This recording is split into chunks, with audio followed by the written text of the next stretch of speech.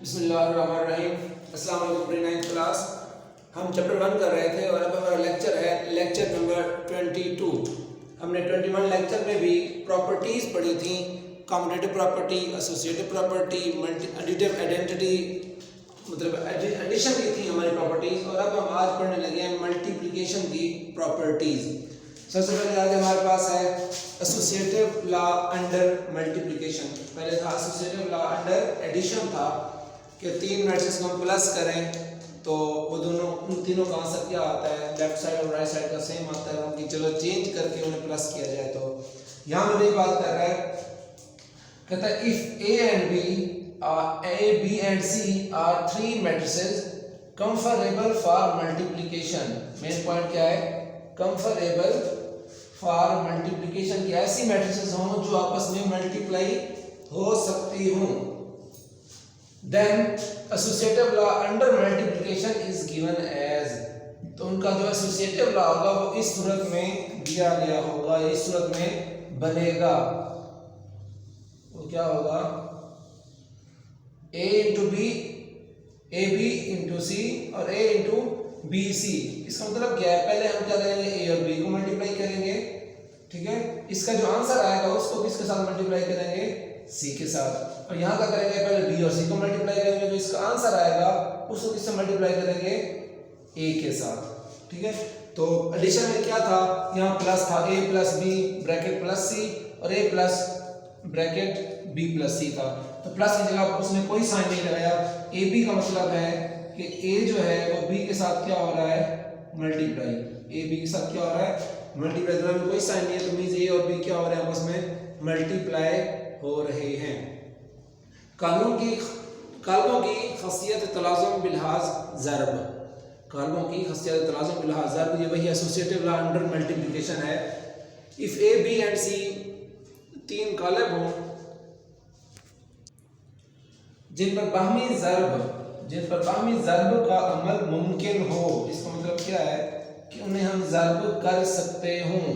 ज़र्ब करने का वजह क्या था, रीज़न या उसकी लॉजिक क्या थी कि फर्स्ट के कॉलम सेकंड की रोज के इक्वल होंगे तो मल्टीप्लाई हो सकते हैं, अदरवाइज नहीं हो सकते।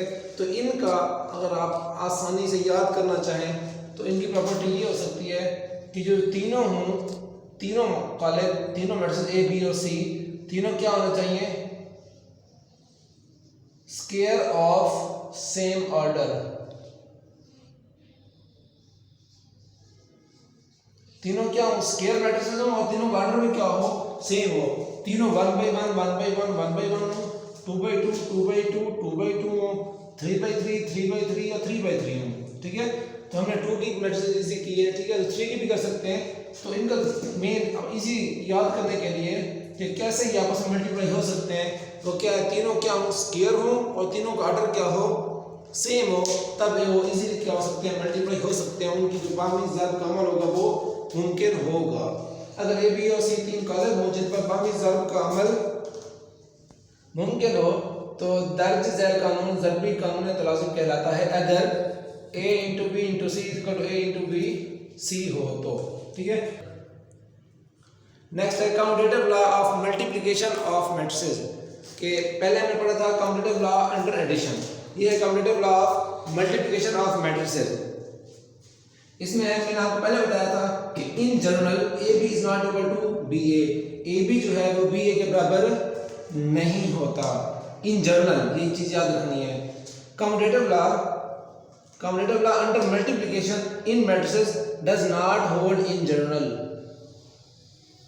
कम्यूटेटिव लॉ क्या है, अंडर मल्टीप्लिकेशन इन मैट्रिसेस में जो कम्यूटेटिव लॉ होता है वो क्या है, होल्ड नहीं करता। वो होल्ड नहीं करता कब, इन जनरल, मतलब आम तौर पर वो होल्ड नहीं करता।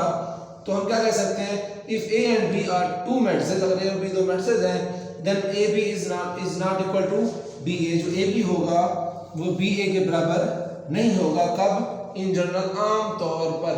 लेकिन कभी कभार ये क्या होता है, इक्वल होता है। कभी कभार ये इक्वल होता है। वो कब होता है, जब दोनों मैट्रिसेस ए और बी हमारे क्या हों, डायगोनल मैट्रिसेस हों। A B is equal to B A होता है कब, जब दोनों हमारे पास क्या हों, डायगोनल मैट्रिसेस हों, ये लिखा हुआ point. Commutative law under multiplication holds, commutative law holds for diagonal matrices. किसके लिए? अभी एमसी यूज है, पॉइंट आउट कर लें कि कम्यूटेटिव लॉ किसके लिए होल्ड करता है? जस्ट डायगोनल मैट्रिसेस के लिए होल्ड करता है, अदरवाइज ये होल्ड नहीं करता। ठीक है, तो उर्दू वाले देखिए, कानून का ज़रबी कानून मुबादला, कालमों का ज़रबी कानून मुबादला, कालमों का ज़रबी कानून मुबादला आम तौर पर लागू नहीं होता, लिहाजा ए बी क्या होता है? बराबर नहीं होता, मुसावी नहीं होता किसके? बी ए के। लेकिन एक सूरत है जब वो बराबर होते हैं, वो कौन सी सूरत है? जब कालिब क्या हों? वितरी हों। क्या हों? डायगोनल मैट्रिसेस हों।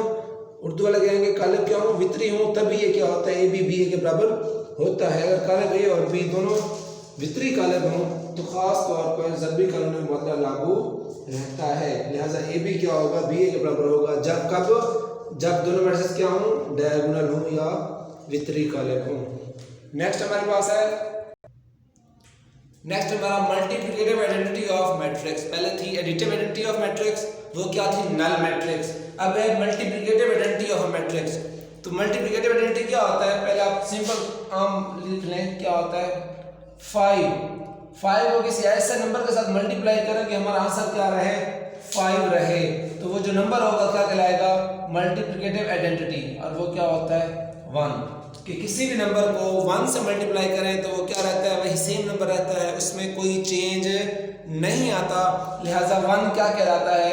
Multiplicative identity. 1 क्या कहलाता है? मल्टीप्लिकेटिव आइडेंटिटी, जिससे कोई चेंज ना आए।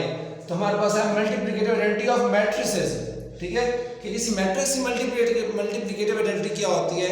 वो भी सेम बात है कि अगर हम किसी मैट्रिक्स को, किसी एक मैट्रिक्स को साथ वाले मैट्रिक्स से मल्टीप्लाई करें लेकिन उसमें कोई चेंज ना आए, मीन्स हमने ए को बी से मल्टीप्लाई किया लेकिन हमारा क्या रहा? ए ही रहा, तो बी क्या कहलाएगा? Multiplicative identity. क्या कहलाएगा? Multiplicative identity. जैसा कि यहाँ 1 था, हमारे पास क्या था? Multiplicative identity of a real number था। तो यहाँ क्या है? Multiplicative identity of a matrix. A को हमने बी से मल्टीप्लाई किया, आंसर ए रहा। बी को ए से किया, तब भी आंसर ए ही रहा। ठीक है, तो बी क्या है हमारे पास? मल्टीप्लिकेटिव आइडेंटिटी है। Let A B a matrix, A हमारे पास एक मैट्रिक्स है, एंड अदर मैट्रिक्स बी, एक और मैट्रिक्स बी भी है। क्या है? इस called identity matrix. Identity matrix क्या जाएगी? If let A be a matrix and another matrix B is called identity matrix of A under multiplication if, यहाँ क्या आएगा? if AB is equal to A is equal to BA। वो क्या कह रहा है? वो कह रहा है कि A हमारे पास एक मैट्रिक्स है तो B उसकी आइडेंटिटी मैट्रिक्स कहलाएगा अगर AB का आंसर क्या है हमारे पास? A रहे, मींस B से मल्टीप्लाई करने से उसमें कोई चेंज ना आए। उर्दू वाले देखें जरा, ज़रबी ज़ाती या वादानी कालिब क्या होता है? दो कालिब ए और बी हों तो कालिब ए का ज़रबी ज़ाती कालिब कहलाएगा अगर क्या हो? अगर A B is equal to A और B A is equal to A. मतलब क्या है कि ए को बी से मल्टीप्लाई करने से कोई चेंज ना आए। आंसर क्या है हमारे पास? फिर भी ए है, तो बी क्या कहलाएगा हमारे पास? Multiplicative identity. जैसा कि मैंने आपको बताया था, एडिटिव आइडेंटिटी क्या होती है? हमारे पास नल मैट्रिक्स होती है। एडिटिव आइडेंटिटी क्या होती है? Null matrix. ये हमारे पास होते हैं एडिटिव आइडेंटिटी।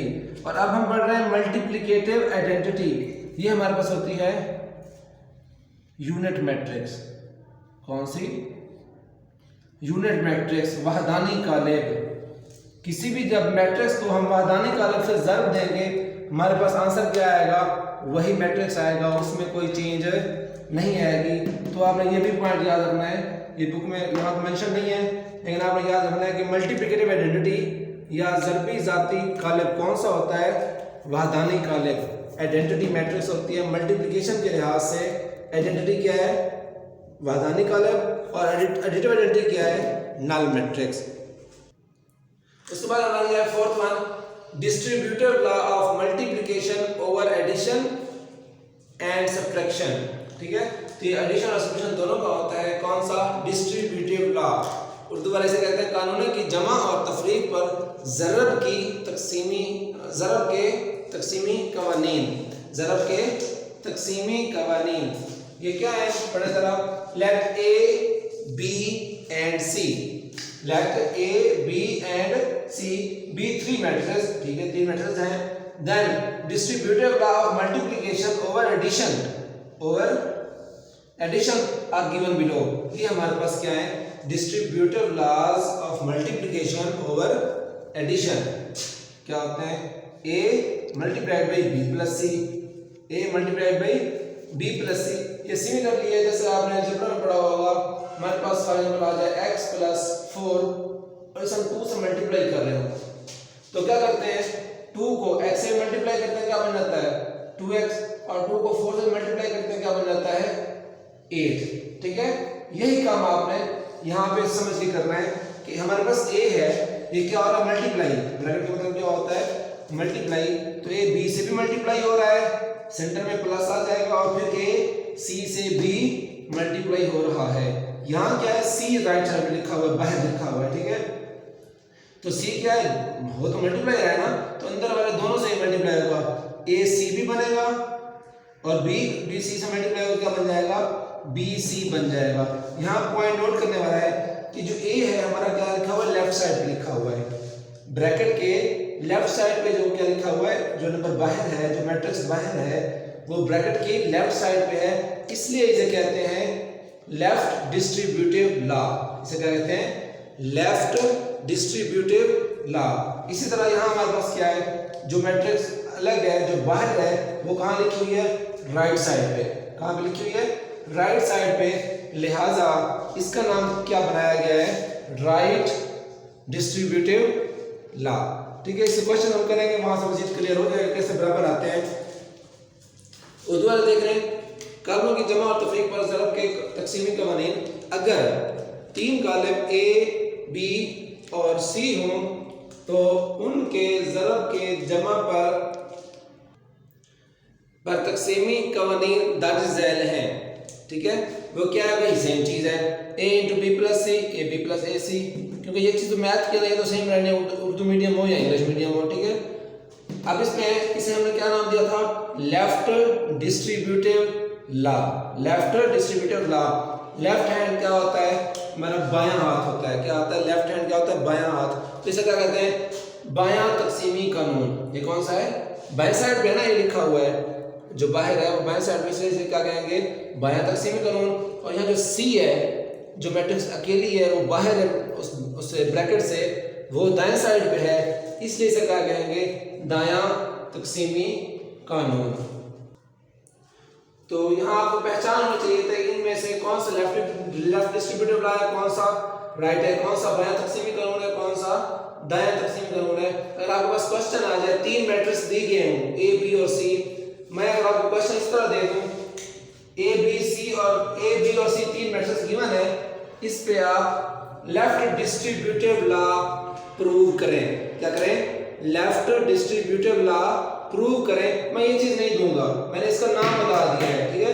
तो आपको नाम के लिहाज से ये चीज भी पता होना चाहिए, इस अगर ये चीज दी गई हो तो इसका नाम पता हो, और अगर नाम दिया गया हो तो ये चीज आप खुद लिख सकते हो। ये लोग 5 रुपए का क्वेश्चन सिर्फ इस वजह से आपका जाया हो जाए कि मैंने लेफ्ट डिस्ट्रीब्यूटिव लॉ लिखा था, आपको पता नहीं था कि वो कौन सी चीज होती है, वो ये होता है, ये होता है। इसी जगह आप ये करते तो क्वेश्चन सारा गलत हो सकता है, ठीक है। आज के लिए इतना ही है, नेक्स्ट हम इंशाल्लाह एक्सरसाइज स्टार्ट करेंगे।